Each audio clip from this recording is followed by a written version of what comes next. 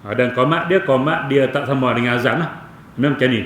Allahu Akbar, asyhadu an la ilaha illallah. Macam tu. Jangan qomat macam azan. Allahu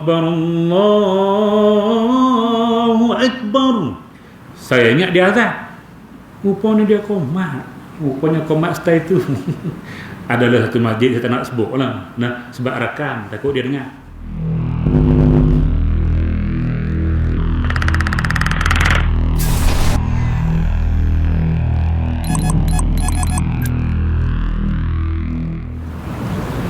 Bismillahirrahmanirrahim.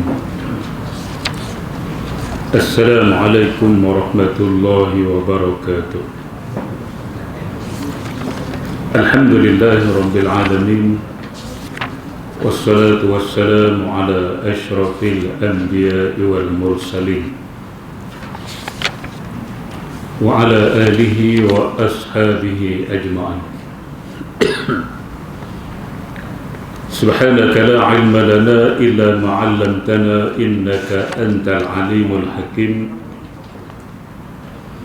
Qala rabbi shrah li sadri wa yassir li amri wahlul 'uqdatam min lisani yafqahu qawli, amma ba'd. Fa inna asdaqal hadisi kitabullah wa khairal hadi Muhammadin sallallahu alaihi wasallam wa syarrul umuri muhdatsatuha wa kullu muhdatsatin bid'ah wa kullu bid'atin dhalalah wa kullu dhalalatin finnar. Alhamdulillah, kita bersyukur kepada Allah Subhanahu wa taala kerana sekali lagi dengan izin Allah Subhanahu wa taala kita dapat sama-sama dalam majlis ilmu. Mudah-mudahan pertemuan dan perpisahan kita pada malam ini diberkati dan diredai oleh Allah Subhanahu wa taala. Insya-Allah malam ini kita guna kitab Al-Qaulut Tam. Al-Qaulut Tam fi Ahkamil Imam wal Ma'mum. 2 minggu lepas kita dah baca muqaddimah penterjemah Syekh Haji Zakaria bin Haji Ahmad Wan Besar. Muqaddimah dah kita dah baca. Jadi malam ni kita terus masuk pada muqaddimah kitab. Dan muqaddimah kitab buka surat, belum buka surat Roman 8 V111 VIII, ikut suka hati ya. Baik situ Qala al-musannifu rahimahullahu ta'ala wa nafa'ana wa iyyakum bi'ulumihi fid daraini amin ya rabbal alamin. Kata pengarang rahimahullahu ta'ala, bismillahirrahmanirrahim. Alhamdulillahi rabbil alamin wassalatu wassalamu ala sayyidina Muhammad khatamin nabiyyin wa ala alihi wa sahbihi ajma'in.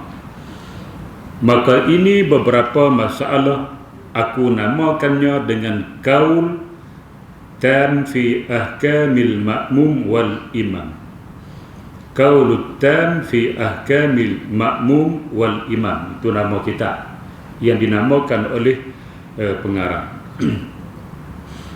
Dan masalah-masalah ini amat diperlukan oleh setiap kaum muslimin dan muslimat di dalam ibadah mereka mendirikan solat berjamaah.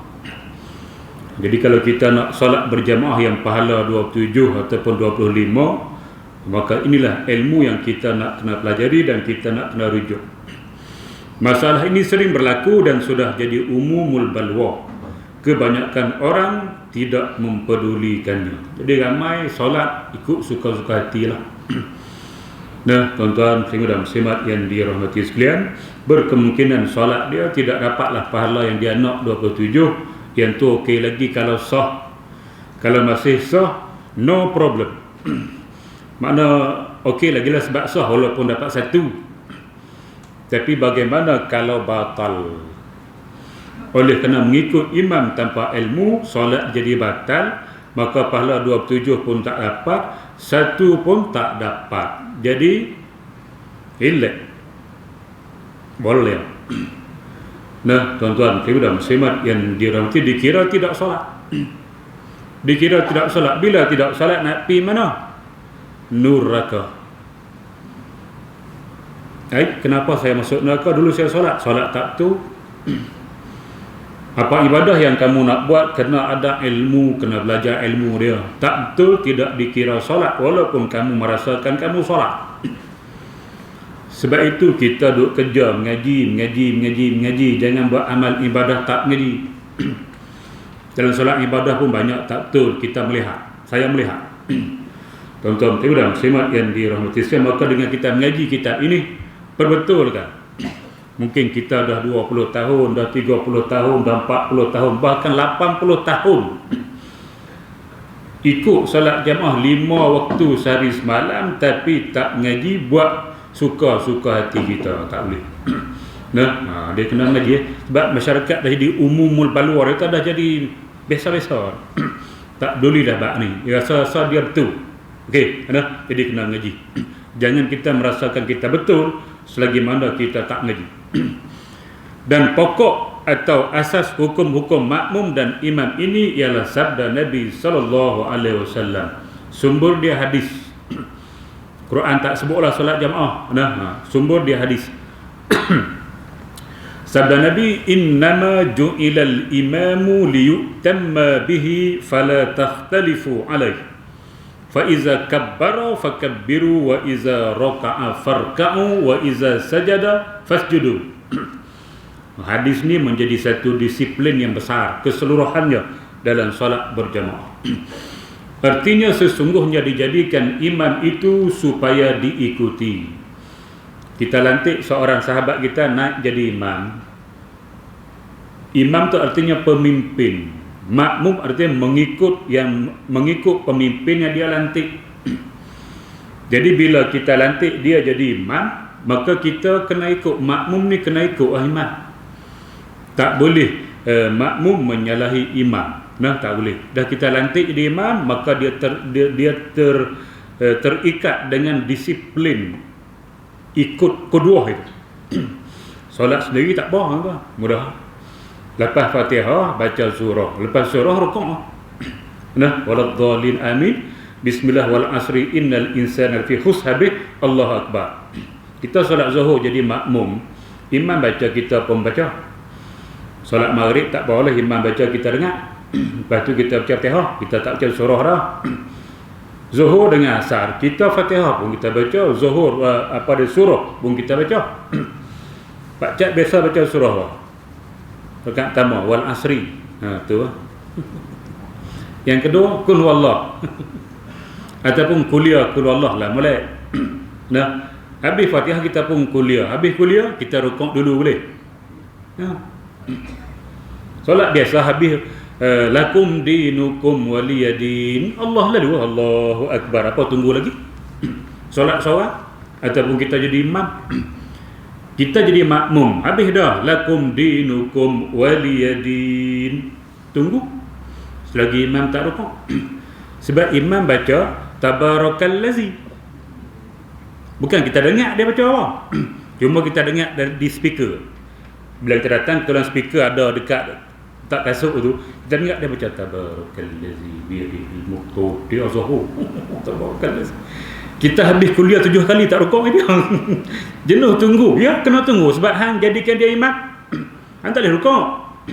Tu disiplin. Beza. Solat seorang diri dengan kita jadi makmum, dia ada perbezaan yang besar. Oleh kerana itu, bila kita dah lantik dia jadi imam, maka kena ikut. Nabi kata, maka janganlah kamu menyalahinya. Jangan menyalahi artinya jangan pergi dulu pada dia ataupun terlalu lambat. Terlalu lambat pun tak boleh, lepas dulu pun tak boleh. Dia kena ikut, bila dia buat kita buat. Macam tu.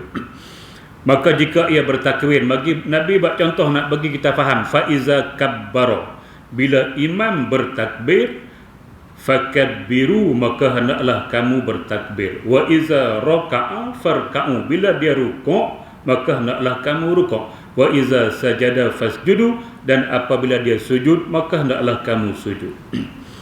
Tengok kalimah kabbara, kalimah raka'a, kalimah sajadah. Hak ni hak tiga penting lah. Hak lain pun sama lah. Nah, Nabi sebut tiga ni yang penting dalam solat. Kabbara, takbir. Takbir ni apa dia? Cuba Pak Cak sebut takbir kali. Takbir. Subhanallah tu tasbih. Takbir ni Allahu Akbar, tu takbir. Maknanya faiza kabbara, apabila ia bertakbir, maka kita kena tunggu dia sampai bar lah. Apa pasal dia Allah kita dah takbir dah? Dia bawa Allah, kita pun Allah dah, sebab apa? Biar dia takbir, tu nama dia takbir. Allah bukan takbir, Allah lafaz jalalah. Tidak ada ulama kata Allah itu takbir. Takbir ialah Allahu Akbar. Maka bila disebut Allahu Akbar, barulah kita takbir. Takbiratul ihram, Allahu Akbar, baru kita takbir. Dia dah bar. Bar tu penting, kalimah bar penting. Ra akhir. Baru kita angkat Allahu Akbar. Rukuk pun sama, Allahu Akbar. Baru kita rukuk Allahu Akbar. Tuan-tuan, rukuk tu tidak ambil pada takbir. Rukuk ni bila dia Allahu Akbar, dia sudah rukuk, sudah membongkokkan tubuhnya, separuh badannya tegak macam tu, dia sudah rukuk, baru kita rukuk. Kalimah raka'ah gini, raka'ah. Tu raka'ah macam tu. Tentu bukan rukuk lagi, dia sampai situ kita ikut dah buat apa? Dia rukuk dah. Dia pegang tak pegang suka hati dia. Ada tu imam tak pegang lutut. Kalau tak pegang pun boleh, dia sunat je pegang lutut, tapi tak ada lah tak pegang. Sunat kena buat, tak buat makruh, kecuali dia tangan lembek. Tangan lembek kena tembak dua-dua belah. Takbir buat Allahu Akbar duk gini, tak angkat dah, tak lembek. Ustaz saya kena tembak, lembek. Tak boleh angkat. Allahu Akbar macam ni, tak letak dah, tak boleh angkat. Lepas tu dia rukuk.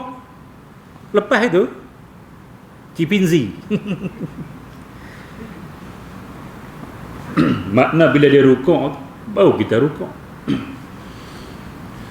Sujud apabila dia meletakkan ketujuh anggota. Dia turun, letak dua tapak kaki dia, letak dua lutut, letak dua tapak tangan, letak dahi bersama hidung. Baru kita sujud, baru kita turun. Ni sama-sama turun. Ni bukannya nama solat, nama dia nama apa? Ya? Senam robek berirama. Tu bukan solat, tu senam robek apa? Bagi tu imam Allahu Akbar, baru kita turun. Ni sama laju. Banyak dah tadi. Banyak lah, lepas ni tak adil, lepas ni esok jadi balik. Esok lagi jaga orang ustaz kata, esok jadi pula. Otak mi cara kuih tiaw. Tu baru sempurna solat jamaah. Biar imam buat sempurna dulu rukun dia, baru kita ikut. Ni kita cepat-cepat buat apa? Nah, tuan-tuan dan muslimat yang dirahmati sekalian. Itu nama dia solat jamaah yang sempurna. Tapi kalau kita mendahului imam, boleh tak? Batal ataupun tidak. Nah, imam tak rukuk lagi, kita rukuk dah. Imam duk qiyam kita rukuk dah. Allahu Akbar. Rukuk dah. Nah, lepas tu baru imam rukuk. Batal tak? Batal. Batal ke tak?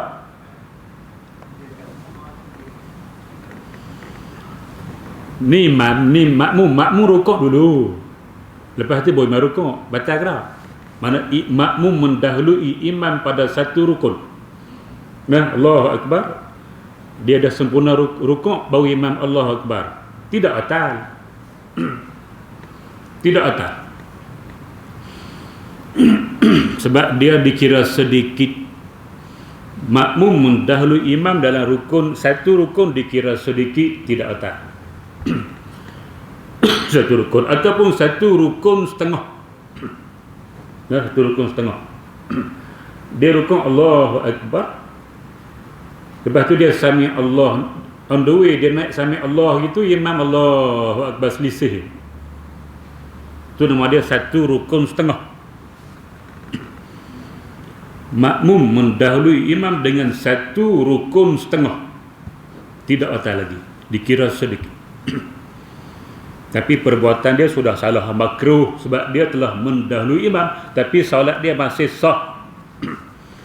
Sebab dia mendahului dengan kadar yang sedikit. Satu rukun dikira sedikit, satu rukun setengah dikira sedikit. Kalau dua rukun, okey, sini sama-sama qiyam, makmum Allahu Akbar, rukun satu rukun. Makmum sami Allahu liman hamidah, i'tidal dua rukun. Dia tak kira panjang pendek. Yang ni tak kira panjang pendek, kira rukun. Nah, Allahu Akbar, satu rukun. Sami Allahu liman hamidah, i'tidal dua rukun. Baru imam dia Allahu Akbar rukun. Batal? Ha? Batal ke tak? Batal. Jengkring. Dua rukun dikira sudah banyak. Tuan-tuan, dan muslimat yang dirahmati, maka bila kita mendahului imam dengan dua rukun, maka solat kita batal. Nah, batal sebab dikira sudah banyak. Baik, tuan-tuan, dan muslimat yang dirahmati, cuma dia ada beza lah.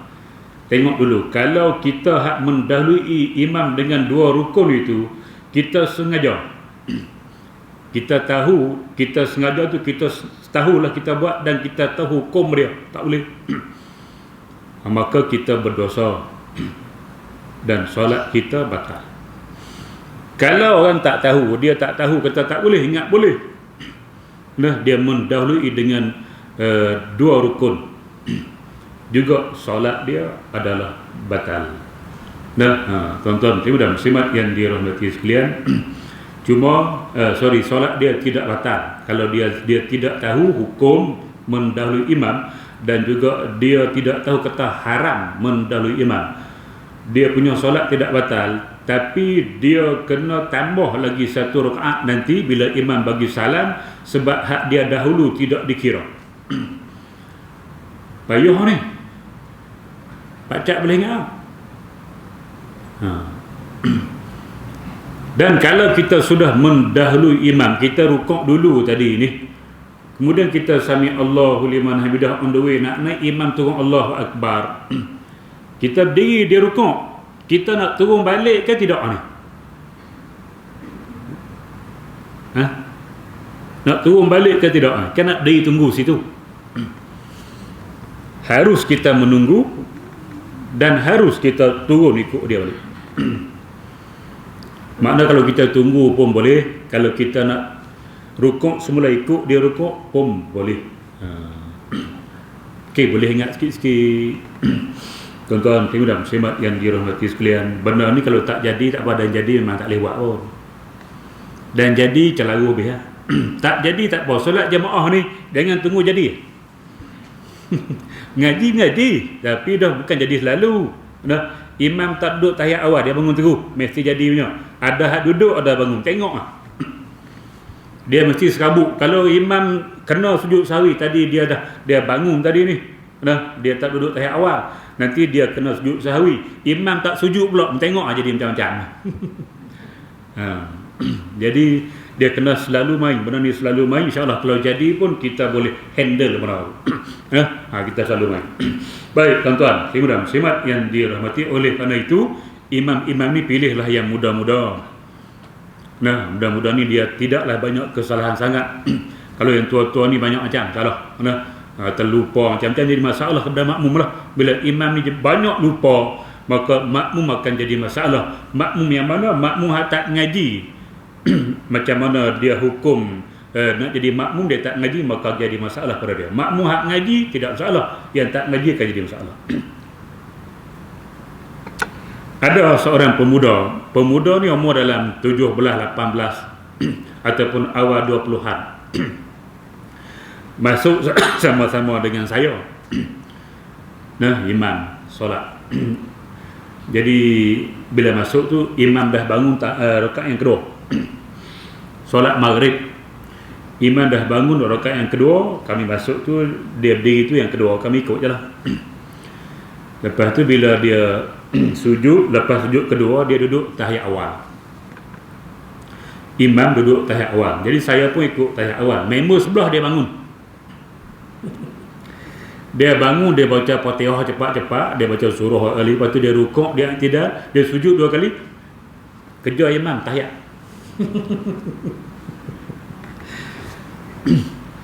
Imam baca tahiyat lambat juga. Dia sempat kejar, dia bangun tu dia baca Fatihah, dia rukuk, i'tidal, sujud 2 kali sempat, duduk sempat dengan tu imam tahiyat. Daniel, hang buat gitu ah.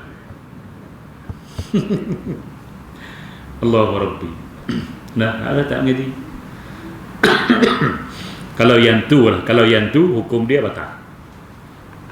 Yang tu hukum dia batal sebab dia sudah tidak mengikut disiplin solat jamaah. Baik, tuan-tuan, muslimin dan muslimat yang dirahmati, sebab tu imam, saya pesan banyak kali dah, selalu pesan, kita jagalah takbir kita. Sama ada takbiratul ihram dan takbir intiqalah. Pastikan bila kita takbir, habis pada takbir bar itu kita sudah sempurna rukun. Makna kalau kita nak rukuk, elok kita dah rukuk betul, bar bunyi. Makmum depan tak payah tengok imam pun, makmum depan hujung sana bukan nampak imam, hujung sana bukan nampak imam, dia berpandukan bar. Tapi jika imam dia Allahu Akbar, situ dia bar dah. Situ dia bar dah, sebelum dia rukuk sampai situ bar dah. Jadi makmum belakang akan rukuk dulu pada dia. Dia pula jenis lambat. Allahu Akbar. Tak ni rukuk dah ni. Berlaku selalu macam tu. Dah tua-tua jangan jadi imam lah. Bagi orang dah. Imam ni 60 letak jawatan lah. Sebab tu imam ni dia kena bawah 60 pun nak minta imam. Dia dah imam dah tak apa lah. Dia nak imam sampai dia kuat, sampai dia setakat mana dia larat, dia jadi imam. Tapi kalau dia rasa dia sudah tidak kuat, nah, dia boleh letak jawatan dengan bermaruah. Jangan nanti orang sepak dia. Tak jawatan. Sebab dia lambat kan. Allahu Akbar. Bar dah tapi tak rukuk lagi. Slow makmum rukuk dah. Makmum 15. Banyak berlaku itulah. Tempat-tempat yang imam yang sudah lanjut usia, dia bar tupi dulu, dia tu tak sampai lagi. Maka pastikan di imam ni, biar kita bar kita sempurna. Sujud sama Allahu Akbar. Bar tu sampai. Wah ikut lah. Ni Allahu Akbar. Ni sujud lah. Dia pun nak sampai di sujud lah. Habis dah subhana rabbil a'la. Bar sini imam nah. Yang nanya tahiyat awal, member baru datang tadi, dia datang tu imam dah bangun rakaat kedua. Jadi dia tak tahu imam ni rakaat pertama kedua sebab baca surah solat maghrib dengan isyak baca. Hak kedua pun baca lagi. Jadi tak apa, dia ikut elok imam tahiyat awal Allahu Akbar imam. Tahiyat awal. Tapi panjang berbenar. Allahu Akbar. Tahiyat awal. Hak ni bangun terus. Dia mana tahu. Dia pun masuk kan. Allah. Betul balik. Tu imam nanya orang. Tahiyat awal pendek sudah. Allahu Akbar. Sudah. Nak bangun hak terus bangun tu pun panjang. Allahu Akbar. Salah order, silap order tu channel bawa capati jeng. Baik, tuan-tuan dan muslimat yang dirahmati, jadi imam kena cerdik lah, jangan dia menyusahkan makmum dengan takbir dia yang salah ataupun yang tidak betul. Bukan kita salah, tapi cara dia buat order tu menyebabkan makmum jadi kelang kabut. Baik, makmum biasa dengan dia tak apa, dia tahu dah imam ni semua takbir panjang. So tak apa, kita tahu dah. Hak baru datang dia tak tahu. Imam dia takbir pendek, hak ni takbir panjang. Jadi clash. Orang Bali kata clash. Oleh kerana itu kalau boleh semua imam ni dia sama. Masa dia nak diri tu dia panjang, masa duduk pendek. Allahu Akbar pendek sudah. Nak bangun Allahu Akbar panjang. Barulah makmum dia tak tengok pun dia berpandukan itu, dia tahu dah yang ni bangun terus, yang ni duduk tahiyat, dia tahu dah. Nah, jadi mudah dia nak ikut. Baik, selesai itu tuan-tuan muslimin dan muslimat yang dirahmati habis. Nanti kita akan bahas pula lah dalam tajuk dia. Ini sebagai mukaddimah. Dan sabda Nabi SAW, dia sanak dia buang lah. Nah, an tak ada, dia ambil terus pada matan. La tasbiquni birruku' wala bis-sujud wala bil qiyam wala bil insiraf fa inni arakum min amami wa min khalfi. Hadis yang kedua artinya Nabi bersabda, janganlah kamu mendahului aku dengan rukuk, jangan dulu, ataupun dengan sujud, dan jangan juga dengan qiyam. Semua tak boleh, mesti ikut. Dan juga kembali keluar dari tempat solat dahulu daripada aku. Nabi tak lagi tak iman tak kenal, kita duduk masjid. Kalau ikut Nabi keluar dulu, bukan apa keluar. Tu sampai tahap tu. Kalau kita ini hak ada jenis ceramah, hak ada jamuan, selagi ustaz tak pergi makan, kita jangan makan lah. Ni ustaz pergi, kita tambah 2 kali dah. Tak hormat langsung.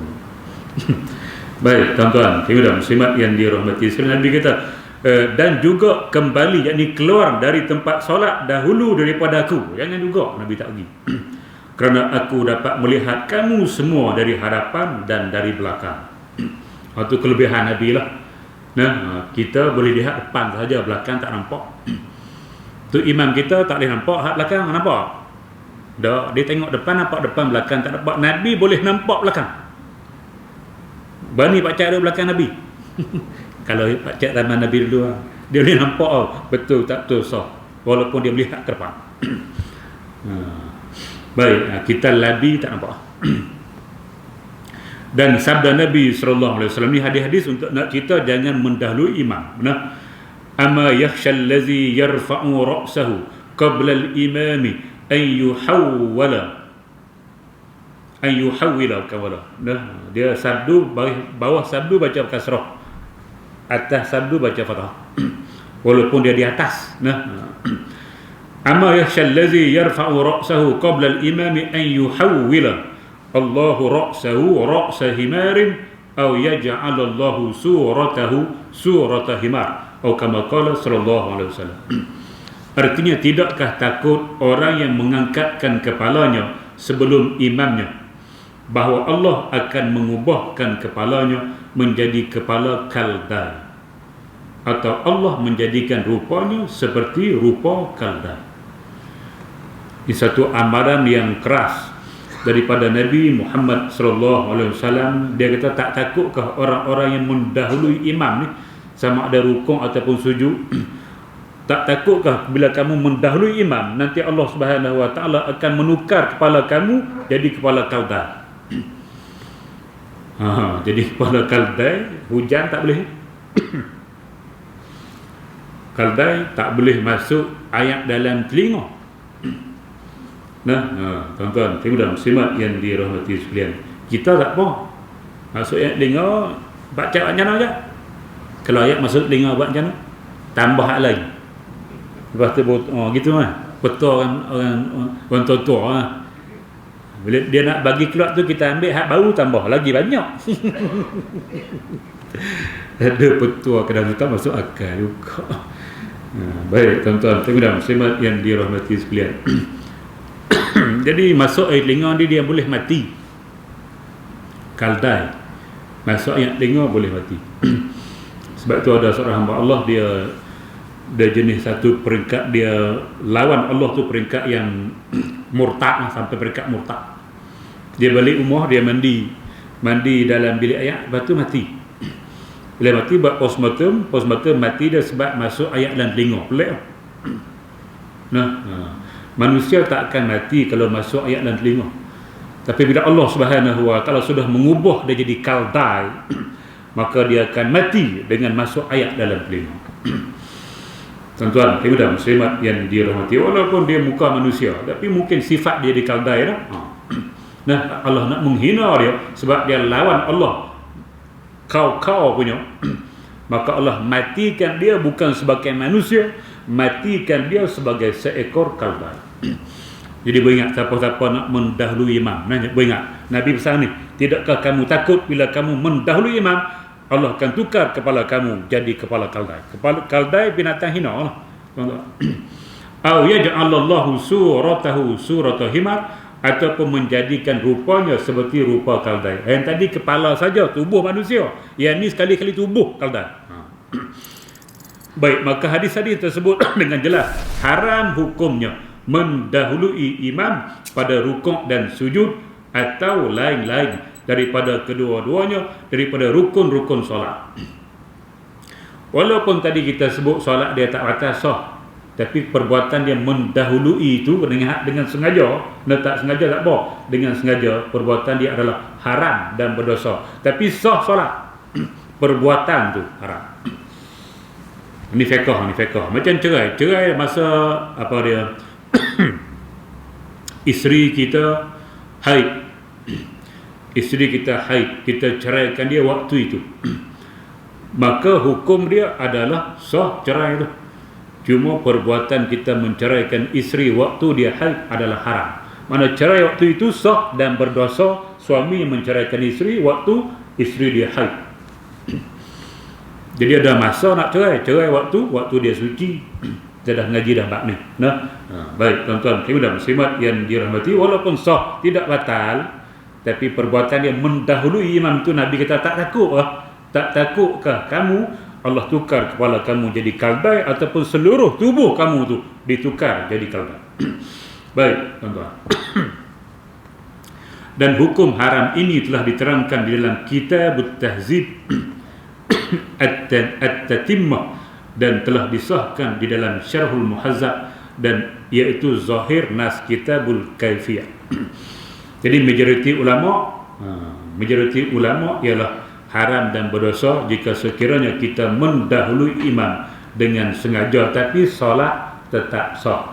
Syarat dia tidak melebihi 2 rukun lah. 2 rukun kira-kira ni hak tidak melebihi, tidak sampai pada 2 rukun yang sempurna, sah, tapi dikira berdosa dan haram. Dan makna sabda Nabi SAW bahawa Allah Subhanahu Wa Taala mengubahkan kepalanya menjadi kepala kaldai, yakni Allah menjadikan kepalanya seperti rupa kepala kaldai dan badannya tetap badan manusia. Dan makna sabda Nabi SAW, atau Allah menjadikan rupanya seperti rupa kaldai, yakni menukarkan semua rupa badannya seperti badan kaldai dan kepalanya pun seperti kaldai.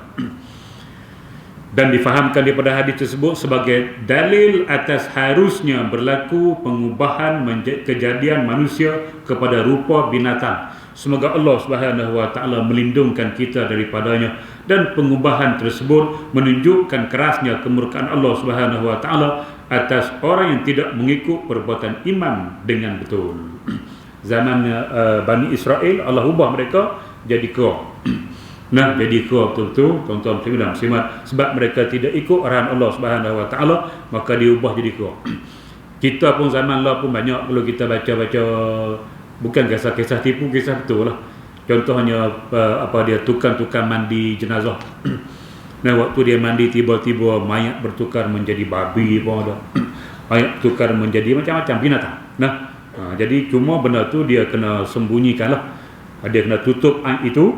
Cuma dia boleh ceritakan secara umum, tak boleh cerita secara tepat di mana, siapa, jangan cerita. Cuma sebagai iktibar, cerita secara umum. Saya pernah mandi satu jenazah di satu tempat negeri pun jangan sebut, tetapi jenazah itu bertukar menjadi kaldai. Contoh lah. Boleh sebut, tapi jangan sebut secara spesifik di mana. Untuk iktibar kepada orang lain. Baik tuan-tuan dan muslimat yang dirahmati, selesai muqaddimah. Okey, kita masuk sedikit pada masalah bahagian pertama. Baik, kita dah mula masuk masalah yang dipilih oleh Syekh Zakaria. Yang pertama sekali, bacaan ketika solat diiqamahkan. Apabila solat diiqamat, dia sebut diqamat, dia pakai bahasa Melayu tu diqamat, Arab diiqamah. Maka disunatkan bagi yang mendengarnya bahawa berkata ia seperti apa yang diucapkan oleh tukang iqamah, melainkan pada ucapannya qad qamatis shalah, maka disunatkan yang mendengar berkata aqamahallahu wa adamaha wa ja'alani min salihi ahliha. Baik, baca itu. Sebab apa dia buh masalah ni? Masalah pertama.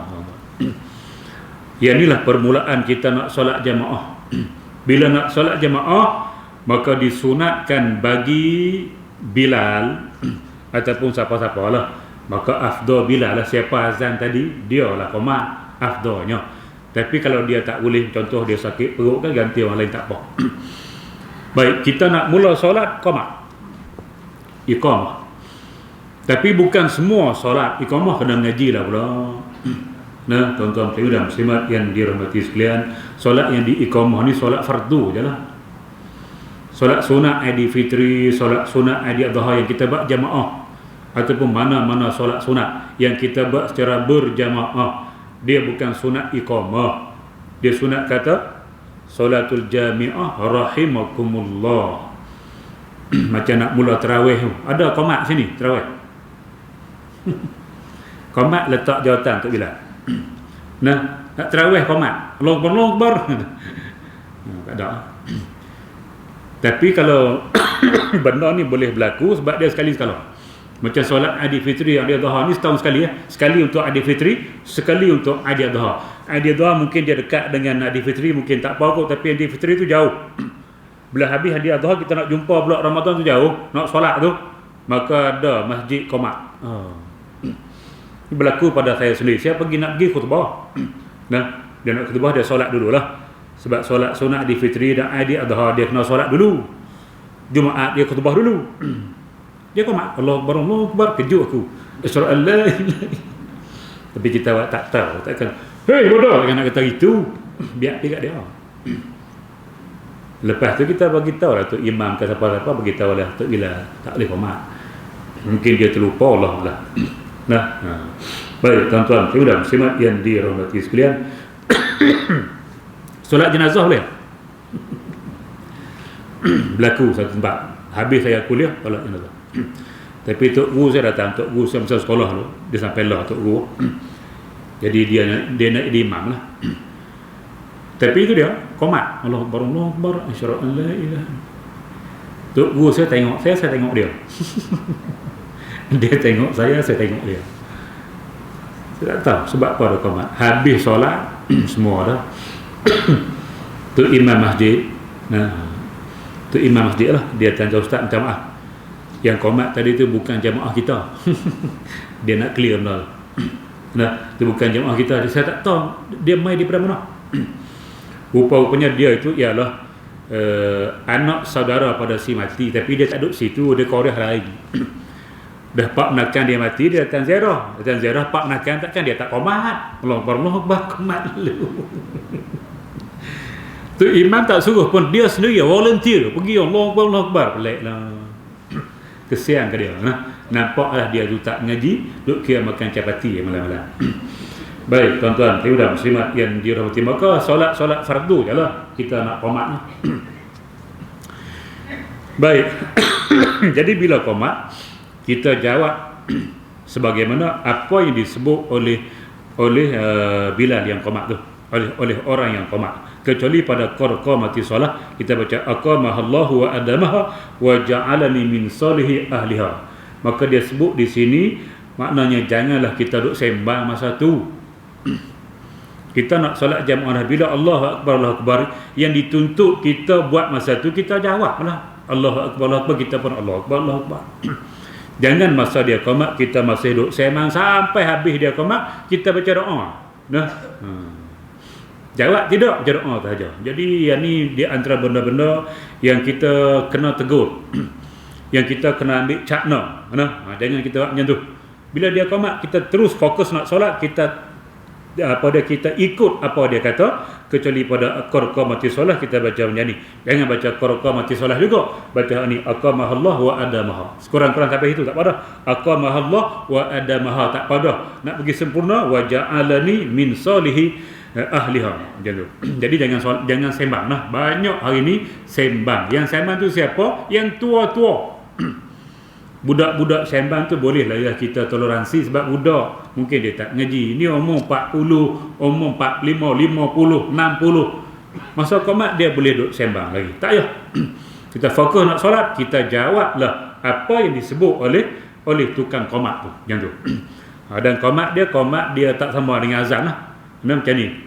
Allahu Akbar, Allahu Akbar, asyhadu an la ilaha illallah. Macam tu. Jangan qomat macam azan. Allahu Akbar, Allahu Akbar. Saya ingat dia azan. Rupanya dia qomat. Rupanya qomat style tu. Adalah satu masjid saya tak nak sebut lah. Nah, sebab rakam, takut dia dengar.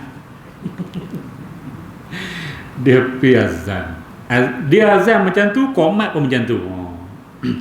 Kesian juga macam tu. Nah, jadi qomat dengan azan tidak sama. Azan dia lanjut sikit. Nah, qomat dia tidak lanjut macam tu. Jadi bagi beza antara azan dan qomat. Azan sebab bagi kita lanjut hayya 'alas solah. Lanjut sebab apa? Nak panggil orang tak datang lagi datang. Sebab tu kita panggil bagi lanjut sikit. Qomat nak cerita orang dalam ni kita nak solat dah. Oh, lanjut apa? Ringkas sudah. Allahu Akbar, Allahu Akbar, asyhadu an la ilaha illallah. Sebab kita nak bagi tahu yang dalam bukan hak di rumah. Hak dalam ni kita nak solat dah. Azan nak panggil hak di luar bukan hak dalam. Sebab tu dia lanjut. Sebab tu beza antara azan dan iqamah.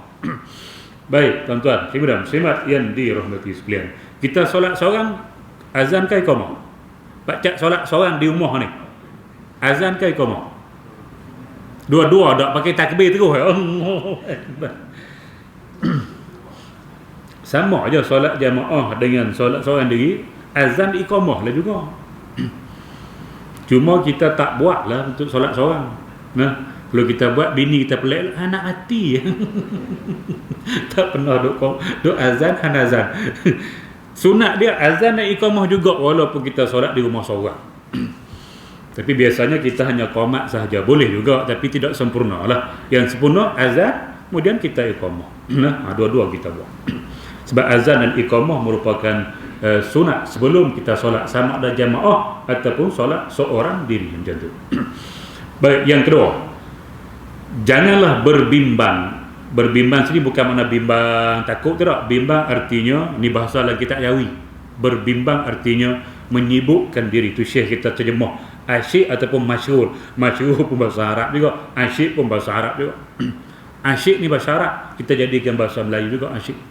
Tapi masyhur dia bahasa Arab dan kita tak jadikan dia bahasa Melayu. Masyhur ni menyibukkan diri. Nah, dengan doa ketika solat Jumaat di iqamah. Sebab apa dia sebut Jumaat? Sebab Jumaat kan ada satu masa untuk kita berdoa yang makbul, tuan-tuan. Nah, jadi masa qomat jangan doa masa tu. Doa masa mana? Doa selepas qomat. Dia tak sebut hari lain, dia sebut hari Jumaat. Sebab apa? Sebab itu, sebab ada satu masa dia singkat sangat. Yang Nabi sebut kalau kita doa waktu itu bertepatan dengan masa mustajab tu, insya-Allah doa kita diterima oleh Allah Subhanahu Wa Taala. Maka ada manusia dia doa masa qomat. Kita jangan menyibukkan diri berdoa ketika solat Jumaat di iqamat. Masa tu jangan doa. Nah, kita jawab dia tadi, Allahu Akbar, Allahu Akbar, asyhadu an la ilaha illallah. Itulah yang perlu kita buat. Jangan kita doa waktu itu. Doa untuk Allah mustajabkan tu. Baik, apabila solat Jumaat di iqamat, maka hendaklah kamu berbimbang atau asyik dengan menjawab tukang qomat itu, jawab qomat dia. Dan janganlah kamu berbimbang ataupun menyibukkan diri ketika qomat dengan berdoa seperti mana yang dilakukan oleh kebanyakan orang-orang jahil. Dia buh jahil tu. Nah, jahil ni bahasa Arab. Bahasa Melayu kita apa? Melayu. Melayu kita apa? Melayu.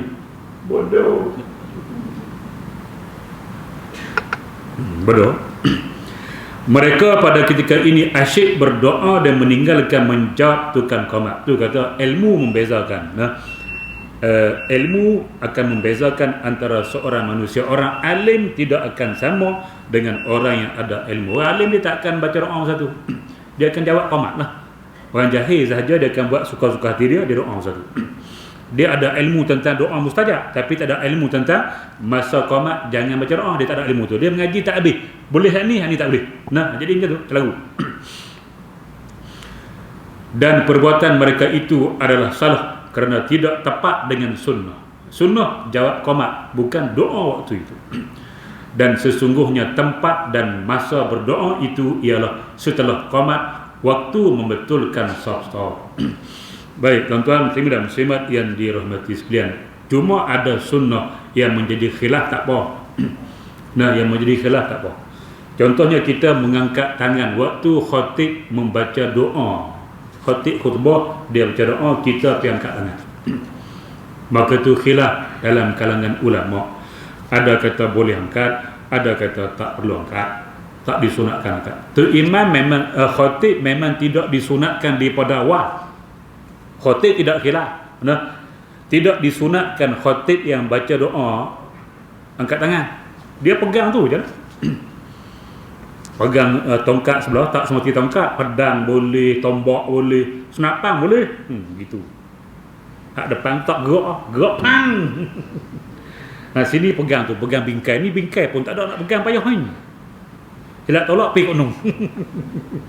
Dia kena hak tetap. Nah, pegang tu dia tak gerak dah. Ni pegang Allah. Jatuh bawah jengkreng. Baik, tuan-tuan dan muslimat yang dirahmati sekalian. Gitu. Allahumma firil muslimin wal muslimat wal mu'minin wal mu'minat. Gitu lah. Ni dah. Allahumma firil muslimin. Khatib tak ada sangat. Makruh. Khatib tidak ada khilaf. Memang dia tidak disunat untuk angkat tangan. Ni hak di bawah ni. Nah, ada pendapat yang tak angkat, ada pendapat angkat.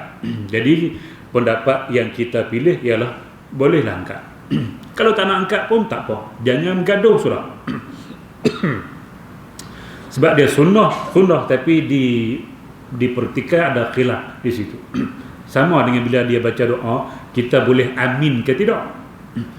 Tadi itu bila pesan jangan bercakap-cakap ketika khatib berkhutbah kerana yang demikian itu akan menghilangkan pahala Jumaat. Amin, cakap amin. Amin tak cakap? Cakap tu amin.